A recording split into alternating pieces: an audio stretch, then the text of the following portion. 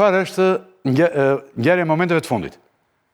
Arrestimi i Gjika e kam emrin. Kush çfarë është? Po, Dritan Gjika është. Se tani edhe emra nuk i mbajmë dot mend të Klodi se janë. Nuk është një personazh që harrohet ose nuk mbahet mend. Unë mendoj që është ato raste që po, fotoja e parë është fotoja në kohën që është shpallur në kërkim, ndërkohë fotoja në anën tjetër është nga një media spanjolle që flet për momentin e arrestimit dhe konfirmimin e bërë nga ministri i Brendshëm. Bëhet fjalë për një ndër njerëzit më të rëndësishëm të narkotrafikut që ka vepruar në Ekuador, është i kërkuar me 2 urdhër arreste nga ky shtet, ndërkohë që është arrestuar në Emiratet e Bashkuara Arabe për efekte ekstradimit drejt Dubai. Dritan Gjika është një personazh që është ekspozuar për herë të parë nga Inside Crime, një media ndërkombëtare shumë skrupuloze sa i përket hetimit të krimit të organizuar. Bëhet fjalë për kreun e një grupi shumë të fuqishëm kriminal që ka trafikuar tonelata drogë kolumbiane dhe dyshohet paraprakisht që ka pastruar një shumë prej 32 milion eurosh. Pra, këto janë hetimet paraprake që janë bërë për të që në vitin 2024. Operuar sigurisht në Amerikën Latine. Amerikës Latine dhe patjetër. Nuk bëhet fjalë këtu në Shqipëri ka patur të arrestuar vetëm një person i cili dyshohej për pastrim të parave, por jo për lidhje direkte me organizatën. Ndërkohë që lidhjet e tij në Amerikën Latine apo në Ekuador janë lidhje shumë të fuqishme, madje ka shkuar deri aty sa autoritetet në Ekuador patën shpallur në vitin 2024 në kërkim një gjyqtar të çështjes i cili dyshohej për favorizimin e Dritan Gjikës, arrestuar në atë kohë sekretarin e gjykatës, një avokat për favorizimin e tij. Ndërkohë që nga ana tjetër rezulton me lidhje deri tek ish presidenti i Ekuadorit. Pra dyshimet e medias në atë kohë, por edhe të autoriteteve, kishin që ky personazh kishte arritur të shtrinte tentakula dhe të kishte lidhje tek njerëzit më të rëndësishëm dhe më të pushtetshëm në Ekuador. Sa i përket mënyrës se si funksiononte grupi, patjetër që ishte kreu i grupit sipas të dhënave të medias në Ekuador, por edhe të prokurorisë atje, sepse akta akuza është bërë publike më pas, rezulton që ishte një grup me shumë eksponent, pra nuk është tërësisht shqiptar, sikurse ka ndodhur në rastet e tjera, për shembull kompania Bello e Dritan Regjepi që kishte pjesë më të madhe të anëtarëve shqiptar, në rastin konkret, Dritan Gjika, i cili thuajse ka qenë një personazh i panjohur për Shqipërinë, kishte në përbërjen e tij edhe eksponentë të tjerë ose anëtarë siç ishin nga Ekuadori, pra të grupit të kriminal kolumbian e tjerë me radhë dhe që bërin krahas trafikut të drogës dhe nuk nisin sasi nën 300 apo 400 kg, bërin edhe pastrimin e parave dhe kryesisht parat i kalonin në atë sistemin Huala, që është një sistem kines që parat nuk transferohen fizikisht, por për shembull unë lë këtu këtë gotën, ndërkohë që këtë gotën të ngjashme ju e merrni në Ekuador apo në një vend tjetër. Pra nuk bëhet transferimi fare fizik i parave, por arrin të krijojnë baza në vende të ndryshme apo kanë likuiditet kesh në vende të ndryshme të botës apo ku ata operojnë për të bërë transferimin e parave dhe është një metodë shumë efikase të paktën sa i përket krimit të organizuar. Ndërkohë që sa në lidhje me këtë personazh, sikurse thash, në Shqipëri nuk është se ka patur bujën ose ka marrë vëmendjen e duhur, është një personazh që ka bërë të gjithë aktivitetin e tij kriminal në Amerikën Latine, në Ekuador, Kolumbi e tjera me radhë.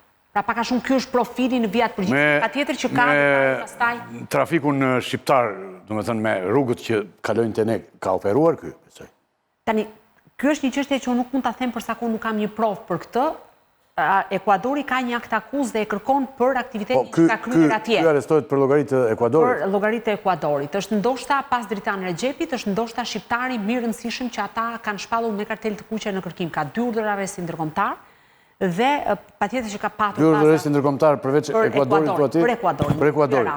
Ndërkohë që ka patur aktivitet edhe në Spanjë, pastaj sa i përket vendeve të tjera, nuk marr përsipër dot të them detaje, përderisa nuk ka një akt akuz konkrete dhe patjetër është një çështje në vijim. Sigurisht. Faleminderit. A ka jetuar në Shqipërinë? Dhe në cilën periudhë ka jetuar? Në 2009 ka shkuar për herë të parë në Ekuador. Domethënë nuk është pjesë e shoqërisë tonë dhe ndikimit. Ndaj thash, është thuajse një person i panjohur për aktivitetin këtu brenda vendit. A mund të ketë të dhëna që mund të rezultojnë më pas? Patjetër që mund të ketë. Por kjo tregon atë që shpesh herë shumë personazhe të botës krimit kanë shkuar në Ekuador me viza apo si personazhe krejt rastësishëm, ose kanë shkuar atje si emisar, pra përqendruar si pengje për lëvizjen e drogës dhe më pas janë shndruar në narkotrafikant. Patjetër që Shqipëria është prekur sa i përket në këtë rast deri më tani, se nuk e di ç'do thonë hetimet më vonë, sa i përket pastrimit të parave. Pra, ka sjellë para dhe janë pastruar, pra dyshoj që janë pastruar vendin tonë. Besoj që e kanë nisë rrugën e krimit atje, logjika është që nisë këtu dhe pastaj shkon. Po edhe i ri, relativisht i ri ka qenë. Se sa vjeç tani? 50 vjetave, domethënë aktiviteti nuk nis në moshë madhore, patjetër që domethënë u ekspozua nga Ekuadori sepse ata i gjurmuan hap pas hapi.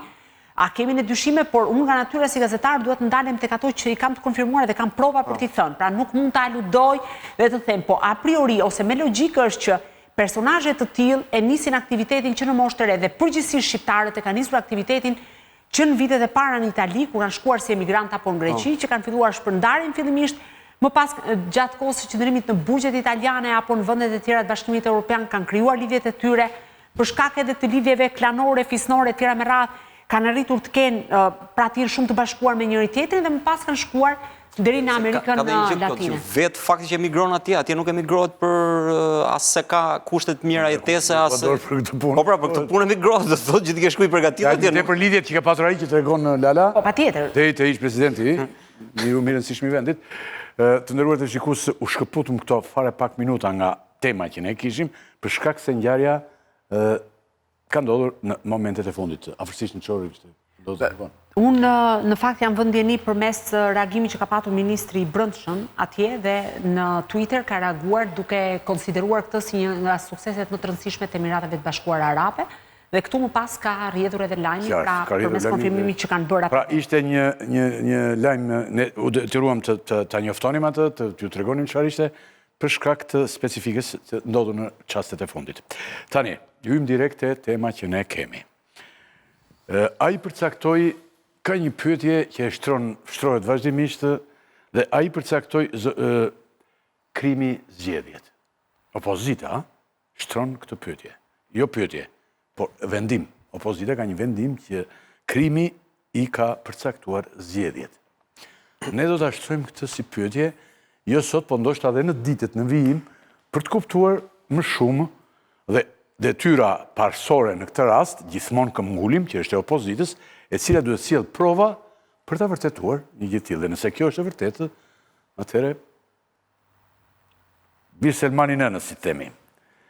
Tani, zonja Lala, a kemi të reja pari nga operacioni Ura, ku godit grupi fuqishëm i narkotrafikut në Durrës, ku opozita përsëri bërtiti fort që arrestimet u bën fill pasi përfunduan zgjedhjet. Tani ne diskutuam edhe të njëjtën e kaluar së bashku këtë çështje dhe prokuroria e posaçme, po ndërkohë edhe antimafia italiane e sqaroi pak a shumë momentin se kur u vendos edhe ndërhyrja e operacionit.